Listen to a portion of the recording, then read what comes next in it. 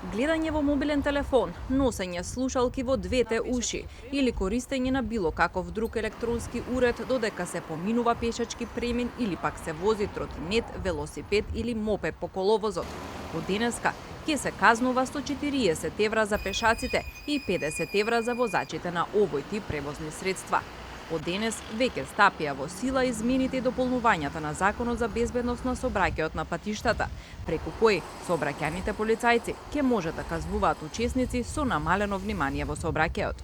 Пешакот е должен кога се движи по коловоз под услови утврдени со овој закон или кога преминува преку коловозот и велосипедската патека или велосипедската лента да се движи и преминува внимателно, без при тоа да користи електронски уреди, како што се слушалки во двете уши, мобилен телефон, таблет, смарт часовник или друг вид електронски уред, со кој би му се намалило вниманието додека го преминува коловозот.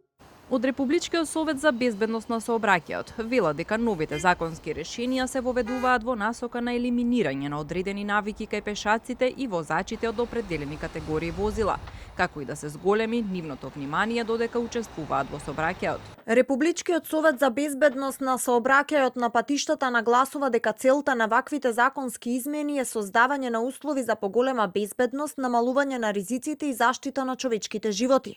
Во таа насока, советот упатува апел до сите учесници во сообраќајот да ги почитуваат сообраќајните правила и прописи, бидејќи безбедноста на патиштата е заедничка одговорност на сите нас. Повеќето од граѓаните одговорија позитивно на нашето прашање дали овие законски измени се потребни и правични. Па мислам дека да. Бидејќи секој дневно се случуваат несреќи, сообраќајните несреќи и треба да сватаме еднаш за секогаш дека мора да се почитуваат знаците и законот. Да.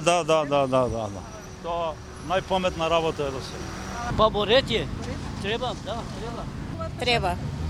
Управо се. Треба да се казнуваат. Треба да се казнуваат. Така поголема безбедност има. Па сигурно граѓаните ќе имаат поголема безбедност. Ќе гледа да помине пешачки премин, а не да збори на телефон. Не.